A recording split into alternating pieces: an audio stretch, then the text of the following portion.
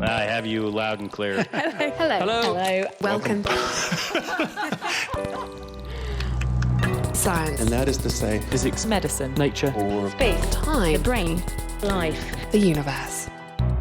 Hello, this is The Naked Scientist, and this is the show that keeps you in touch with the latest science, technology, and medicine with me, Chris Smith. And I'm Adam Murphy. This week, evidence that people are catching COVID again, what's the risk of coronavirus infection on an aeroplane, and bee venom to treat breast cancer. Plus, the story of how humankind has gazed into space, from the first basic telescopes to what gravitational waves are now revealing about the workings of black holes. The Naked Scientist podcast is powered by ukfast.co.uk.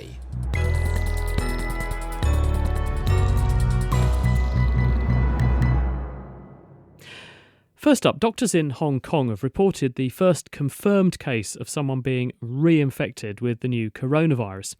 Until now, it's been an open question whether or not getting COVID and then recovering makes you immune or not. But this case, along with others that are now surfacing, including a man in the US, suggests otherwise. Phil Sansom asked virologist Jeremy Rossman for his thoughts.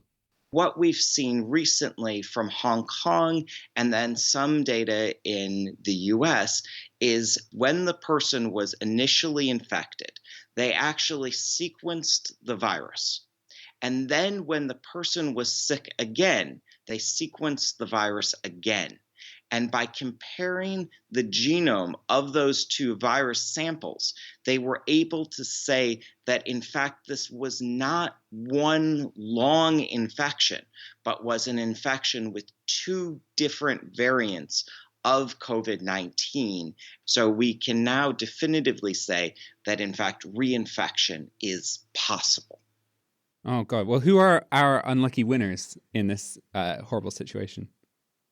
I don't actually know. That's an interesting question. I don't actually know. I actually do. I'll give it to you. Oh, great. So in Hong Kong, it was a 33-year-old man who got his first coronavirus in March. They tested him, and then he got it again in August. And then there's this other person in Nevada who's a 25-year-old man. But the Hong Kong guy actually didn't have symptoms the second time, but the Nevada guy got them way worse. Yeah. We are very curious to know what happens in the reinfection, because this has very large implications for what happens if somebody is vaccinated. Vaccines provide a level of immunity, but some vaccines don't perfectly prevent infection. And so if somebody is reinfected and has lower disease severity, that's a pretty good indication that vaccines might also lower disease severity. Whereas if you have a worse disease, then we might have some concerns, and we don't know if this is the case yet. From the two reinfections that we know so far, we've seen very different phenomenon. In one, we've seen much more mild reinfection, and in the other, we've seen a more serious reinfection. You know, I'm kind of impressed that you managed to find a positive thing that we can learn out of this. Because isn't this reinfection something that people have been really, really worried about? It is, but we have to take this with a grain of salt, because we are looking at a tremendous number, millions of cases of coronavirus worldwide. And we are looking at the first two known cases of reinfection. So yes, this says that reinfection can occur, but this may be a vanishingly small number. This may only occur after a certain amount of time. We don't necessarily have to worry. Do you think it'll have to do with how your immune system reacts the first time round? Certainly. What we're looking at is the development of immune memory. There are two main ways in which you get immune memory: antibodies or B cells and T cells. And both of these can be very effective and can work together to help protect you. But the real question is how effective these immune responses are at preventing infection. So I'll give you the example of antibodies. Sometimes the antibodies aren't active enough. They don't prevent infection. Maybe they just lower disease severity. The other aspect is that just because you formed the immune memory, this tends to decay over time. And we've seen some evidence of this. There are a lot of variables here, and we're really just starting to get the answers. And there's still a lot of data that we don't know yet. Virologist Jeremy Rossman commenting on the report by researchers in Hong Kong of a patient with proven reinfection with SARS-CoV-2. That's the virus that causes COVID-19. The work documenting that work is in the journal Clinical Infectious Diseases. Recently, all 193 travellers returning on a flight back to the UK from Zante were told to quarantine themselves for a fortnight after 16 people tested positive for coronavirus. TUI, the operator, are urgently investigating practices on the flight that might have contributed to the outbreak. So how safe are aeroplanes? The World Health Organization suggests that spread is limited to a couple of rows either side of someone who's unwell. The University of Leicester's Julian Tang specialises in the airborne spread of viral infections. So the highest risk looking at the airflow dynamics of exhaled breath is when they're directly beside you. If they're in front of you and behind you, the deflection effect of these seats will actually probably deflect a lot of the aerosol upwards when the airplane ventilation, which is very efficient, can actually remove that exhaled aerosol. And the ventilation in planes are typically 20 to 30 air changes per hour, which means they can remove and replace the whole of the air cabin air volume within 2 to 3 minutes and remove that airborne virus away very quickly. But if you can smell your neighbour's garlic breath or alcohol after their meal, you've inhaled enough air to transport airborne virus within that short distance between you before the ventilation can actually whisk it away. Where does the air actually flow in an aircraft? Does it come from above and disappear through the floor, or does it sort of mix up like a giant washing machine? So essentially, it's a very strong airflow. They're counter-rotating currents coming from above your head, drawn down underneath your feet.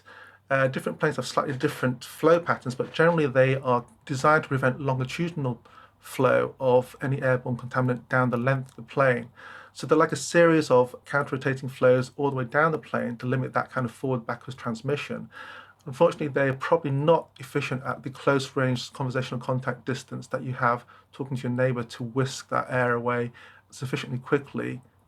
And of course, there's the whole issue of the airport itself, isn't there? Because while the aeroplane may well have these measures in place, there isn't a similar sort of thing in the airport building where you might have people lingering together for prolonged periods of time sharing air.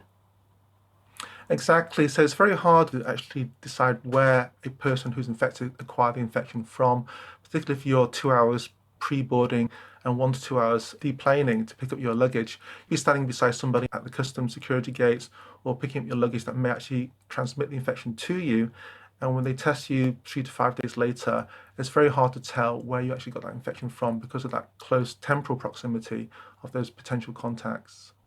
So in your view then, given that planes have all these measures in place, but say trains and buses don't, do you think you're safer on a plane than you are on the train to London? I think if everybody's masking, given a kind of similar baseline, I think the plane would be a safer place. The only disadvantage with the plane is that you have 200 to 300 passengers in a very, very tight space. Whereas on a train and a bus, you might be able to spread yourselves out a bit more, plus you can open windows, for example. So the plane is really a captive audience of high density. You rely a lot on the mechanical ventilation, which is HEPA filtered, which is not on trains or buses typically. And you rely on your fellow passengers to keep the masks on to reduce transmission in that very tight, confined area. Of course, it's easy to say but hard to do, isn't it? If you need to eat, you need to drink, you need to do various things, you might not be able to maintain 100% masking, and especially if you're on a long flight. Exactly, and that's why, unfortunately, outbreaks like this are probably inevitable when you've got, 100 million to 1 billion passengers travelling by air over a course of a year. You may unfortunately see a few of these clusters, especially with this virus, which seems to be much more transmissible. And mutations in the virus, spike protein, suggest it's becoming more transmissible, adapting to the human population going forward. But hopefully, if you can maybe stagger the eating times amongst the passengers, so some of them can keep the mask on while others are eating. You can reduce this transmission rate further. Are there any tips that you could offer to our listeners so that if they are destined to take a flight in the near future, they can minimise any risk that might come from their trip abroad? So one thing I've been thinking about doing is that if the main risk is when you take the mask off to eat or to have refreshment, if you can try and time that when your neighbours, your immediate neighbours left and right of you, are not doing the same, that's probably the thing I would consider doing, because they're the most risk in terms of being a source of the virus. The air hostesses do collect the trays on a regular basis, so they may have to stagger the distribution of the food trays, refreshment trays, at different times so passengers can actually stagger their eating. But I don't know how easy that is to do, particularly if the flight's not that long and they have to dish out the refreshment in a kind of timely manner. Also, if you can not talk to your neighbour, not talk when you're waiting at the toilet, be antisocial, because talking is actually a risk. That would minimise your exposure and the exposure to other passengers from your breath. Well, it certainly makes a staycation look even more attractive, doesn't it? Julian Tang there.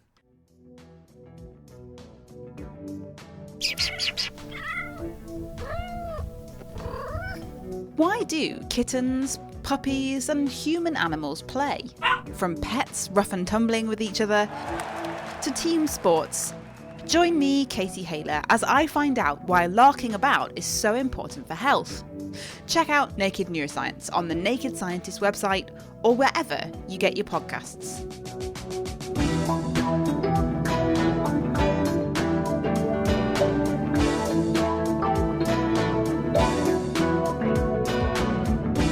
Now on the way, how bee stings can fight breast cancers, and is there anybody else out there? The new space mission to find planets elsewhere in our galaxy. But first, more on the COVID pandemic and the problem of false negative test results. This is where a person is tested for a coronavirus infection and told they're negative when in reality they really are infected. One study found that this might be the case in more than half of patients. It probably happens because swabs collected from the nose and throat might not pick up detectable amounts of the virus, particularly at the early or late stages of the infection. But there are ways of making sure that these kind of people don't slip through the net, and Ravi Gupta has been testing one of them. So, Ravi, glad to have you with us. Could you tell us a little about your approach now? Yes, well, it all stemmed from experiences we had very early in the epidemic during the first wave in the hospital where I work at Addenbrooke's, where significant numbers of high likelihood patients were testing negative on their first swab and then being admitted to either intensive care or requiring oxygen. So these were clearly people who had a high probability of having the infection but were coming up negative, and it's just got me thinking that we really need to have a way of making a firm diagnosis. The reason for having a negative test are multiple. One may be inadequate swabbing technique, or more likely is that during the later phases of illness, when you progress to moderate or severe disease, the virus actually is replicating or dividing or making copies of itself, not just up in the nose and throat, but actually down in the lungs, where it causes more severe inflammation. And that's why people get more sick. So this study does not call into question what's happening in screening strategies. So if you screen negative, then you're not infectious. So I really want to make sure that people don't come away from this thinking that a negative test out in the community means you could still have COVID. Our study was really looking at hospitalized patients where they have virus production lower down towards their lungs. So we started asking ourselves, well, how else can you measure exposure to the virus or get a diagnosis? And of course, your antibody response, your immune response, is a marker for infection. So we started looking at antibodies for coronavirus, and we were able to use selected rapid finger prick tests to tell us whether somebody had antibodies or not. And when we put the antibody test together with the swab test that looks for genetic material, we were able to come up with a highly sensitive and specific test for patients coming to hospital so that we could get up to 100% diagnoses. Is that how far you can get up to then, 100%? Yes, in this small study, it was a relatively small number. It was only about 50 patients that we were able to do this in. Because you needed to have a stored serum, you needed to have a diagnosis at the front door, you need to have the correct swab taken. So you can identify everybody who has coronavirus using the PCR combined with an antibody test, which makes sense because if you look at the way that the virus goes up and down and the way the antibodies come up and down, there's a very significant overlap between the two. So you should catch everybody using the two tests together. And then what about the other side, false positives? Does this become a problem with this method? The nose and throat swab for genetic material of the virus, what we call PCR, has been shown to be very highly sensitive with a very low false positive rate. So you really don't get many false positives with that. But on the other hand, the antibody tests have a reputation for having a higher false positivity rate, so coming up with a positive when the patient actually is negative. To address that, we looked at something between 120 and 150 patients with the antibody test, and we found only, I think, between 0 and 1 false positive. So this was actually better than we expected. So the tests actually performed very well. The finger prick antibody test that people think are not doing so well, the selected ones performed very well in our hands. And that's the key thing. There are good tests and bad tests, depending on the manufacturer. So if you choose the right test, you really can get high levels of accuracy. And then how would you go about deploying this kind of system? Like, would there be test centres or hospitals, or how would it work? In terms of direct application of our findings, I think we really should limit it to hospitals at the moment.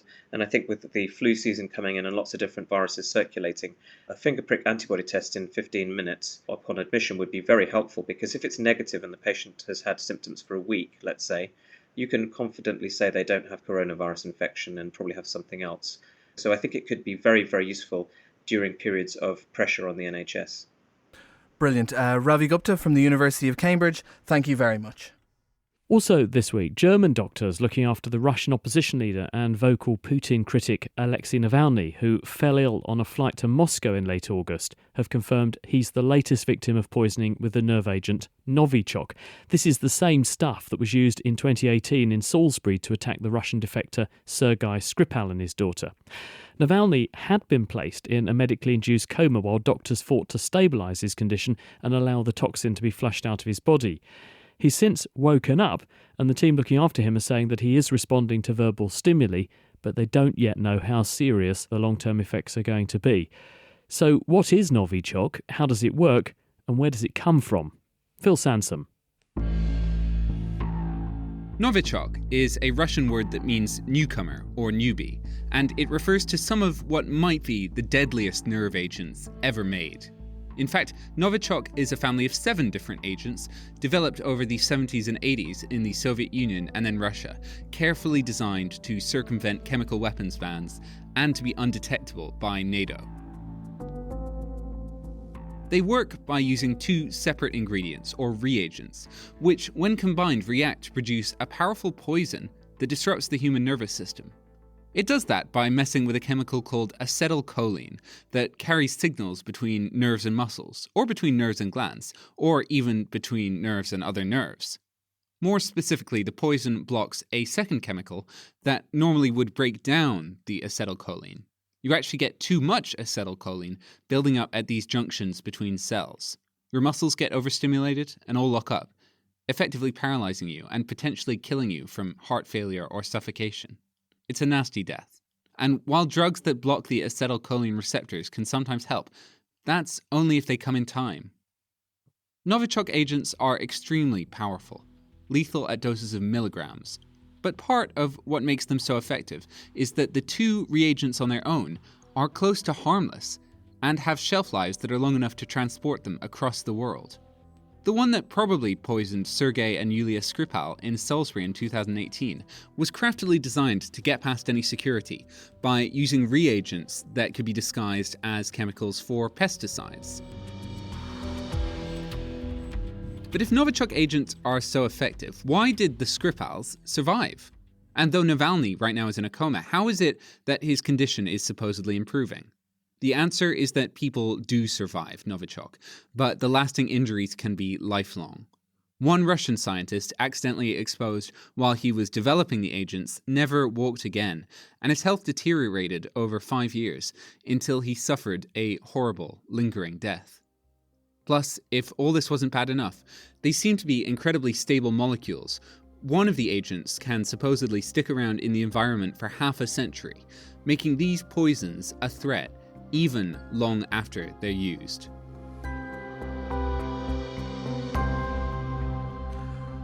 Absolutely harrowing stuff there, and I reckon there'll be some really fascinating information to come out of this case in the weeks to come. Phil Sansom there reporting.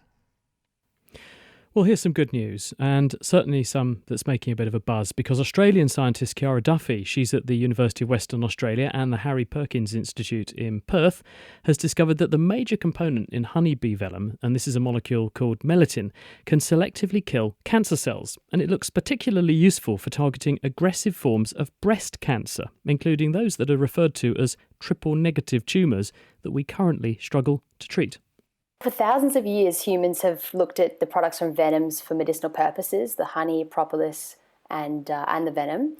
And in recent years, there's been a lot of interest in terms of the venom's effects in cancer. So it's shown to be able to kill cancer cells, but no one had actually tested that on all of the types of breast cancer and compared that to normal cells. So the way this project actually started was a veterinarian from Chile presented their research at a conference, and they'd taken these dogs which had tumours on their sides, and they'd got these honeybees and stung into these tumours, and they were shrinking and going away. And everybody in the audience went, well, how does that work? Some researchers at the Perkins came together, and I came in wanting to find a new treatment for breast cancer, and they said, well, we have a project looking at bees. Where did you get the venom? I collected the venom from hives at the University of Western Australia, as well as at universities in London and Dublin, in order to compare the venom from honeybees in different populations. You better tell us how you actually get the venom out of a bee before you tell us what you did with it.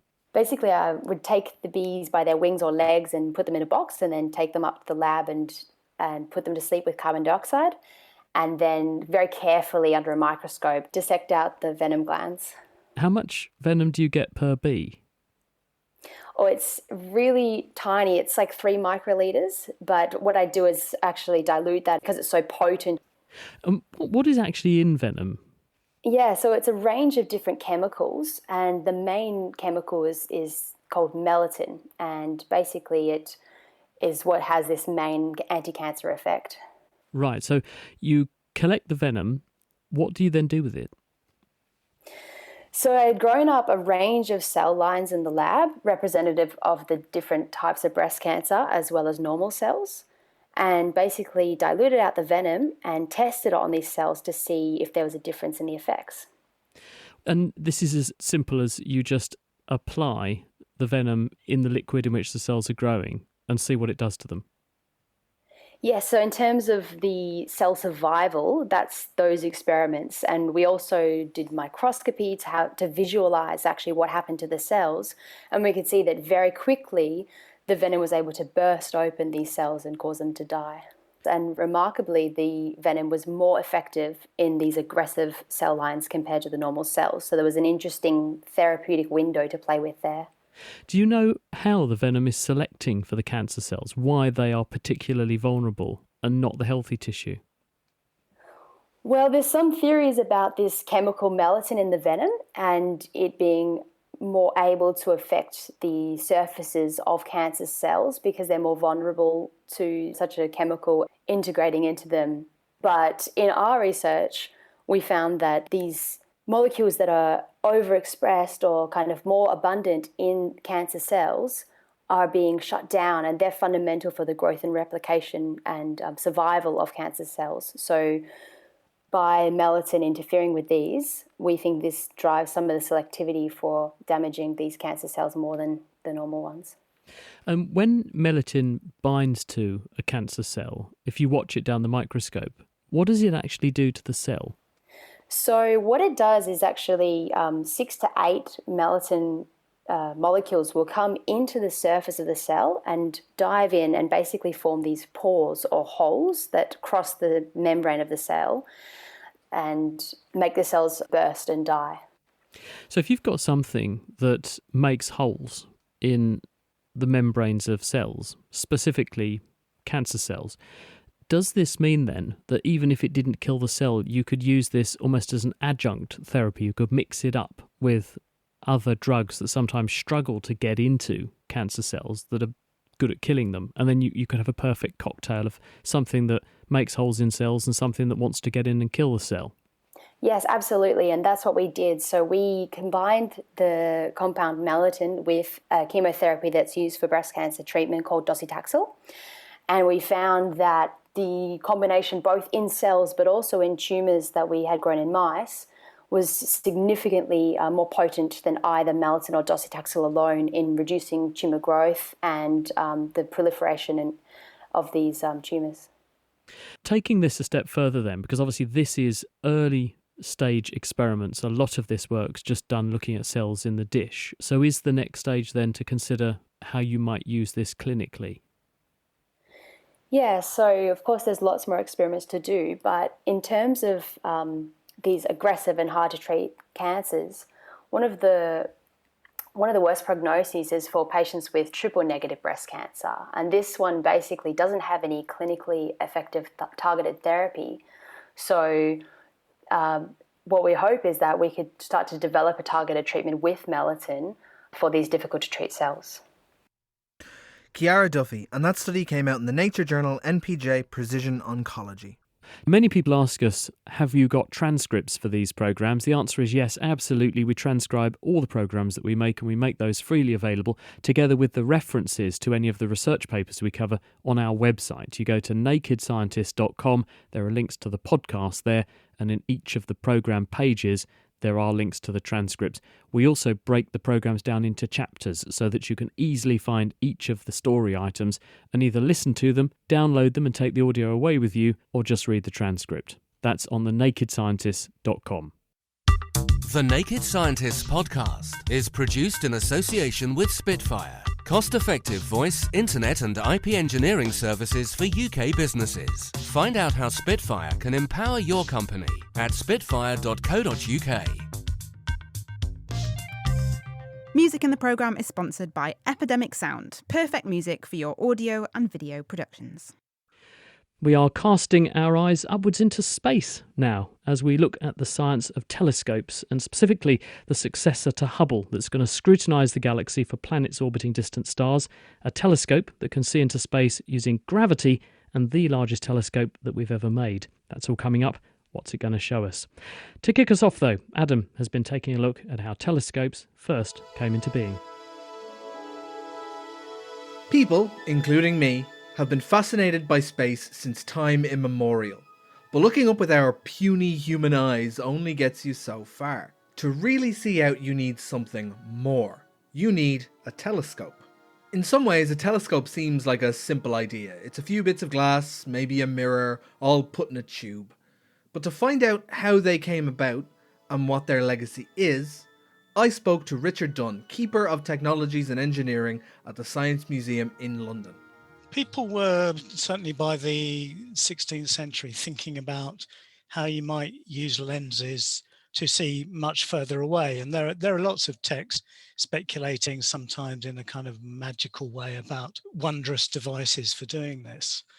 The crucial development seems to be at the beginning of the 17th century, where someone works out that if you use diaphragms to cut out the outer parts of lenses, you'll manage to produce an image with much better resolution. At the end of September 1608, we have a letter saying that there's a chap with a new device for seeing things far off. And this is in the Dutch Republic, initially announced as a device for seeing your enemies from far away. So very much about use on land and at sea, not as something for looking out into the universe. And really from there, the telescope spreads incredibly quickly. Within 6 months, you've got cheap telescopes on sale in Paris, places like that. And these new low-powered two-lens telescopes are spreading throughout Europe.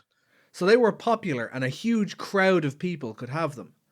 But of that crowd, there is one name in particular that comes into focus. Galileo Galilei is the person very much associated with the telescope and its first uses in astronomy, even though he's not the first person to do recorded astronomical observations. He comes on the scene in the middle of 1609. He hears about the telescope and begins making his own. And it's in the autumn, kind of October, November, that we know he's using an instrument that can magnify 20 times to begin doing astronomical observations, particularly observations of the moon, but also other parts of the night sky.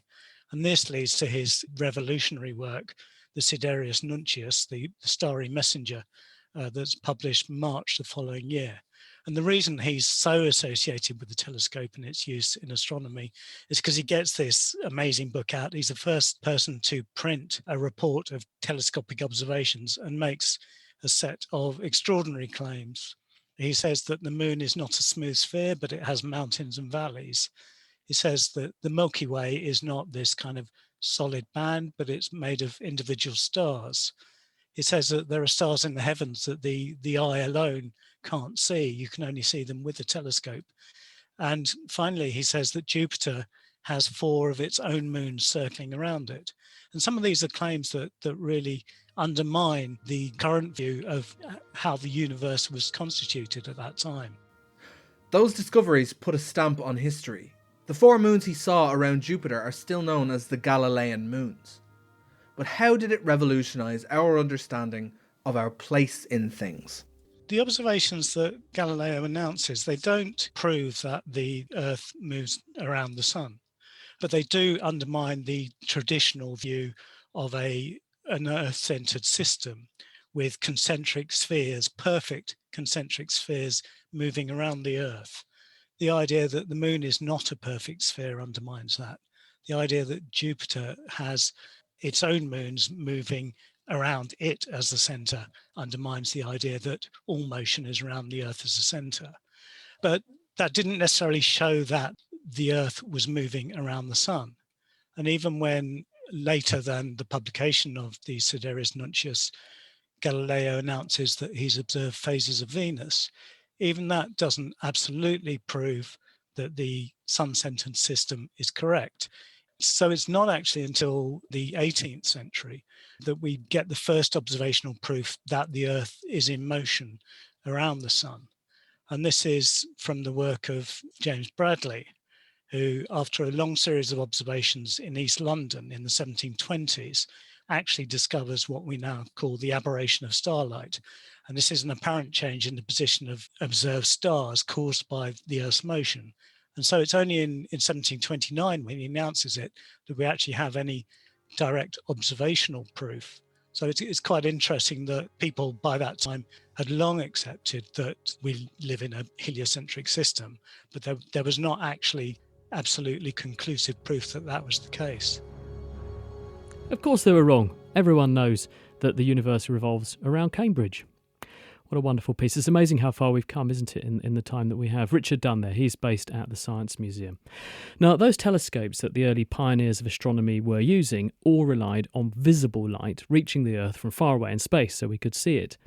But telescopes can see in other ways as well, and these include looking at wavelengths of light that we can't see.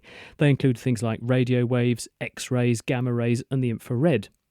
But in the last few years, an even bigger step forward has ushered in a completely new era in astronomy, and that's by using gravitational waves, not a form of light at all, to see deep into space. And that's what we're going to talk about now. LIGO, the Laser Interferometric Gravitational Wave Observatory, picks up ripples in the fabric of space-time made by massive objects like black holes, and that enables us to study things in a whole new way. Ed Dorr from the University of Sheffield is a professor of gravitational waves and dark matter, and he's here to tell us what all this can reveal to us. So Ed, first of all, what does a gravitational wave look like? It's a pretty hard thing to explain, so I'm going to use an analogy, and because I'm from Sheffield, the analogy is going to involve snooker, because as you know, we have these big snooker competitions at the Crucible every year. So when you watch a game of snooker, what you're watching is balls roll around on a green baize flat table with slate under it, right? And so there's an idea from a snooker game that the motion of the balls doesn't really disturb the table. In fact, the table's designed to be a very passive object. Now, it turns out that that's kind of like classically, traditionally, people thought about space and time. People thought that space and time was a theatre in which objects did their things. However, Einstein showed that, in fact, the real world behaves a little bit more as if the snooker table, instead of being made of a slate with felt on top of it, was actually made of stretched rubber. Now, when you think about it, if you had a snooker game on a stretched rubber sheet, things would be very different. So, for example, if I put a ball down on the table, on my stretched rubber table, it would cause the sheet to become distorted. And so the background space-time in the same way is perturbed by the presence of matter in the form of things like stars and even more exotic objects like black holes that you've mentioned. Now, gravitational waves are a consequence of more complicated motion of objects. So go back to the snooker table. Imagine you have two snooker balls orbiting around each other. Now, I know that doesn't happen with real snooker balls, but we don't have gravity in snooker. So let's just extend it a little bit, right? So as the snooker balls rotate around each other, what are they going to do to the rubber table? They're going to make waves on it. And those waves are the analogy, direct analogy of gravitational waves. And those are the things we've learnt to detect with LIGO. So, Ed, if I may ask then, I detect a game of snooker by watching where the balls go. How do you detect your gravitational game of snooker? How do you pick up where a black hole is going? Well, the first thing is to detect the waves at all. Now, because they're very, very tiny, I've said it's a rubber sheet, but actually space-time is much stiffer than rubber. So the motions you're looking for are very tiny and subtle. So the detector, in a nutshell, consists of two ordinary pendulums, actually more than two, but let's pretend it's two, with masses on the end, separated by some distance. And when the gravitational wave comes through, both of the pendulums start swinging. But it turns out they swing in such a way that the distance between them oscillates. And by using a laser detector, you can detect the change in the distance between your two suspended bodies. How big a difference are we trying to detect here?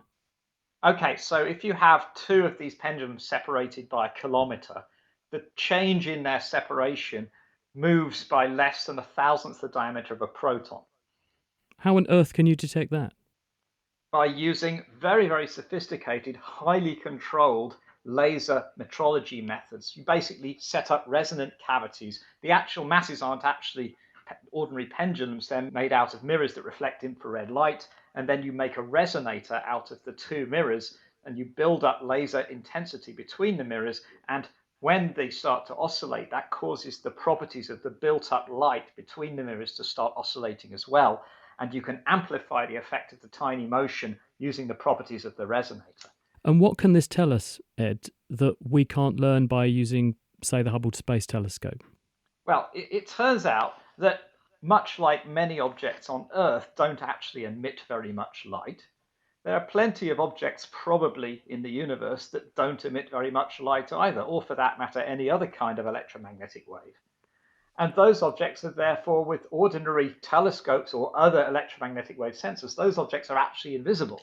So we might have thought that there might be a lot of black holes in the universe before we had our gravitational wave detectors. But there are whole classes of objects, of black holes, for example, that it turns out were utterly invisible to all of our electromagnetic detectors, which have now been revealed by what happens when black holes collide, which is they emit some gravitational waves for a short time, which are picked up by the gravitational wave interferometers in LIGO and Virgo. How far across the universe will these gravitational waves propagate so we can detect them? Right, so the one we detected very recently, the latest detection, which was from an object that happened last May, in May 2019, was 17 billion light years away. The source was that far away. So it's quite awesome how far away these objects are. And it's quite awesome how well you explained it. Thanks very much. That's Ed Dorr. It was a pleasure having you on the programme.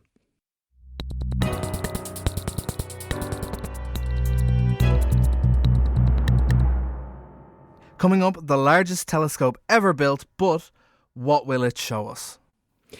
Now, from gravitational wave astronomy, which we were just hearing about back there, to more traditional forms of telescopes that use light to see. And Adam has been looking at a project that's set to be the successor to the Hubble Space Telescope, arguably one of the most famous telescopes of all time. The Hubble Space Telescope is iconic. Sent into space in 1990, the images Hubble sent back are amazing and captured the imagination of millions. But it is 30 years old, it's getting on a bit. So a new generation of telescopes are being planned to attempt to fill Hubble's sizable boots. One of them is the Nancy Grace Roman Telescope.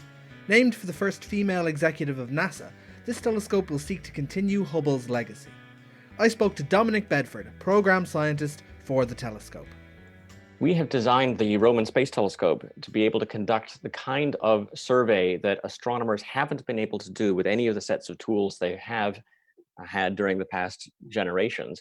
And that is to focus on being able to take very sharp images of wide areas of the sky with tremendous sensitivity, being able to see very, very distant objects, and also to be optimized in the near infrared, which is wavelengths just slightly longer than what our eyes are sensitive to, because the near infrared wavelengths penetrate dust better, so will allow us to see further into our own galaxy. And also, we'll be able to see the redshifted light from very, very distant galaxies, so it enables us to see farther. And so this combination of being able to see far into our own galaxy and far out into other galaxies, and to be able to do this very quickly, very efficiently, means that we can start conducting surveys where instead of looking at a few objects, a few galaxies, or a few stars, we can start studying, monitoring, and understanding millions or even hundreds of millions of galaxies and millions of stars all at the same time, to be able to conduct surveys that are more demographic, where we really understand the entirety of these aspects of the universe all at once. That means the Nancy Grace Roman Telescope is designed to be more like a wide-angle lens for space, instead of a zoom lens. But how is it going to carry out its mission? The Roman Space Telescope surveys are designed to be able to answer pressing questions both in cosmology and in exoplanet science. For cosmology, we will take a number of surveys of the distant universe so that we can understand the distribution of galaxies and how the universe has expanded over cosmic time, from a time when the universe was only a few billion years old to the present, when the universe is now 13.7 billion years old. And through watching the way the galaxies evolve, how they form, how they move towards and away from each other, we can infer the effects of dark matter, which is a large unknown component of the mass of the universe, and dark energy, which is a recently discovered mysterious force that appears to be pushing the universe apart and therefore pushing all of the matter in the universe away from all the other matter. And that we'll be able to take definitive measurements of this kind to understand the effects of these, so that we might understand better the fundamental physics that drives the universe and its evolution. And what about our own galaxy? What can be achieved when the telescope is pointed to the center of the Milky Way? We plan on conducting a survey where we will look at the galactic bulge of our own Milky Way, which is where most of the stars in the galaxy can be found. So we'll stare at a wide patch of our Milky Way galaxy, tracking the brightnesses of millions and millions of stars, taking images every roughly 15 minutes over the course of many, many months. And we will look for the chance encounter when a star happens to pass in front of some other background star. And when it does this, because of general relativity, the light from the background star will be focused, much like a lens, by the foreground star and focused on us as these stars move slowly through the galaxy. And that brightening is something that we can measure. And by measuring the brightening with time, we'll be able to infer what the foreground star was like. And if the foreground star has planets, we'll see brightening from those as well. And in fact, even if these planets have large moons, we'll be able to see the brightening from the moons of the planets around those stars. And by doing this with millions of stars, we'll be able to track enough planets, thousands, we think, of planets around other stars, that we'll be able to make a complete demographic census of what planetary systems are like. In our own solar system, we have the 8 planets, and that we can see essentially all the planets like that around another star. Maybe not Mercury because it's very small and close in, but certainly every other planet, even planets like Mars, we'll be able to detect around such stars and be able to answer the question definitively: is our solar system common in the galaxy? Is it rare in the galaxy? Or may it even be unique?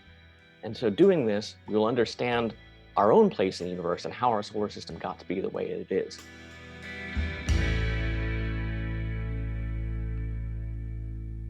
Dominic Benford there. Well, back down here on Earth, work's underway on an equivalently impressive project, which will be the most powerful telescope that we have ever built. It'll enable us to see at least 10 times farther than we can already. It's called the Square Kilometre Array, or SKA. It's a radio telescope, and it's unusual because it's going to span continents. Part of it's in Australia, The rest of it is in southern Africa. The headquarters, though, is in the UK, and it's at Jodrell Bank Observatory, and the Director General who works there is Philip Diamond.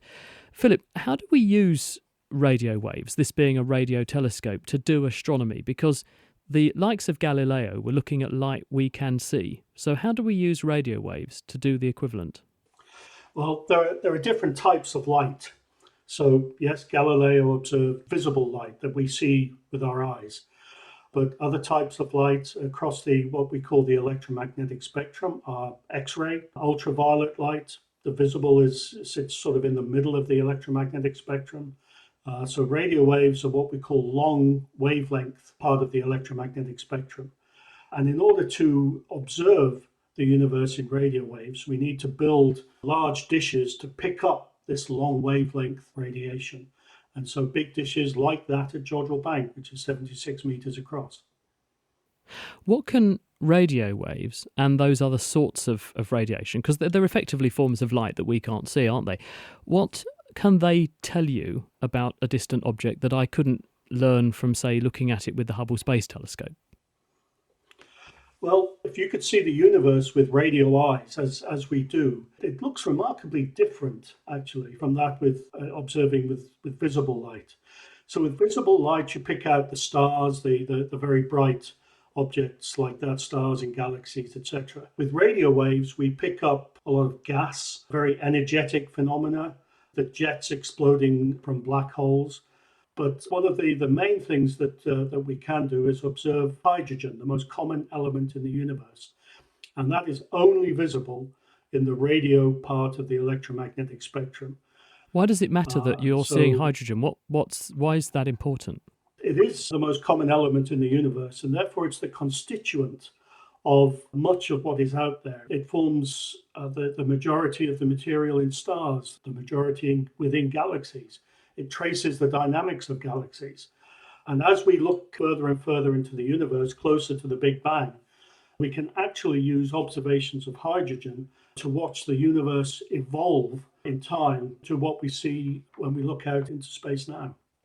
The thing about the universe is that we believe that it began with a Big Bang. That was about 13.8 billion years ago or so. But initially it was far too hot for anything to exist. Hydrogen didn't exist. So does that mean there's a limit to how far back in time you could look if you can see hydrogen?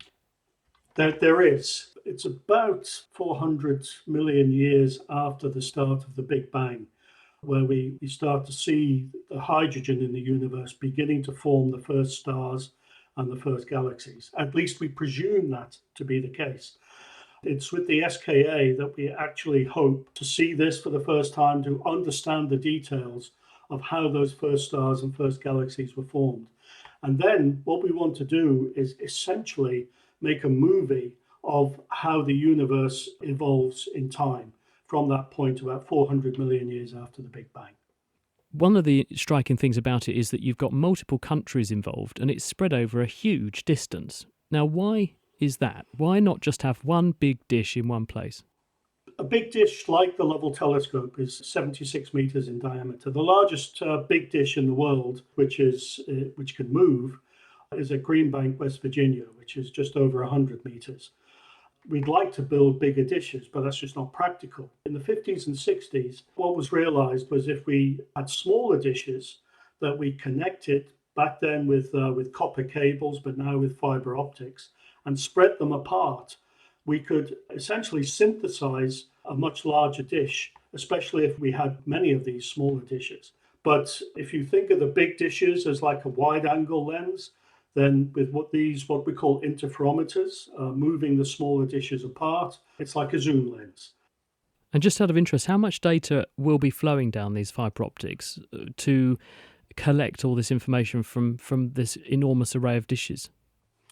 Well, the volumes are truly huge. So the raw data we will generate from the dishes is essentially the same scale as the entire internet of the planet. But it's on our own dedicated network, and it's just not as chaotic as the data that flows over the internet.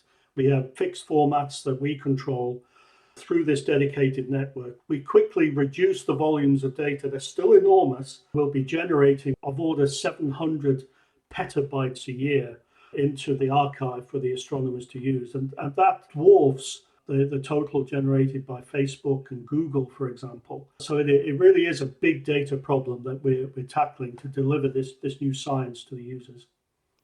And you've mentioned, obviously, giving us an insight, hopefully, into the earliest times of the universe's existence. What other projects have you got earmarked for this once it goes live? Well, our global science community have actually generated a science case, which is about 2,000 pages long. It's a huge range of science. But a couple of examples. One is that we'll be looking for the origins of life itself.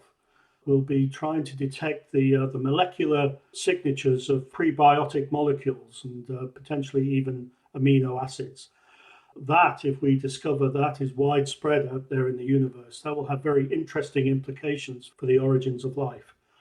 And another, to connect back to LIGO, for example, we will also be looking for gravitational waves. We'll be doing this by looking at the signals from pulsars, which are the rotating remnants of large stars which have exploded. We'll be looking at these networks of pulsars across the universe and seeing the ripples of gravitational waves as they pass through. Phil, we wish you luck, and we hope it really does come to fruition and turn on in 2027. It's an amazing project. Thank you for joining us. That's Phil Diamond, and thanks to our other guests this week, who are Richard Dunn, Ed Dorr and Dominic Benford. And considering it looks like we've got a very exciting decade ahead of us for astronomy, we could see some incredible discoveries coming out in the next few years. Well, back down here, firmly back on Earth now, we have to wrap up, and Katie Hayler has an answer to this very urgent inquiry from Charlie. Maybe this is just me, but it dawned on me that whenever I have to hold in a pee, the need to go increases exponentially when I know that relief is close. Why is this?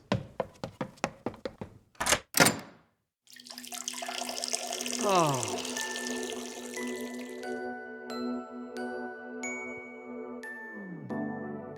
On the forum, user Sifram said that as you get older, you'll find there are no rules about holding onto a pee. You'll find it has a mind of its own. So, to relieve Charlie of his question, I asked physiologist Bill College from Cambridge University to expel the answer. I reassure you, you're not alone in this. I believe that this is sometimes referred to as latchkey incontinence. The urge to pee becomes greater the closer you get to home and the toilet. But it can also apply to any toilet that you know you can access. The urge is caused by neural circuits in the brain that become activated in anticipation of being able to use the loo. Bill says it's all about what's called a conditioned response stimulus. A conditioned response is one where a neutral stimulus is paired with a neuronally encoded physiological response over time. The most well-known example of this is the Pavlov's dog study, where the animals were conditioned to the sound of a bell as a signal for food. After the conditioning, they'd start salivating when they heard the bell, even though no food was provided. Humans have quite a few conditioned responses. For example, you'll often start to salivate simply at the thought of a meal. For the peeing conditioned response, from an early age, we're taught to associate the bathroom with peeing. So the closer we get to one, this subconscious conditioning kicks in and causes physiological responses to increase the urge to pee. Not everyone will have the same response, however. It'll depend on how much they've been conditioned and whether they can break this conditioning by delaying going to the toilet as long as possible after the urge to go.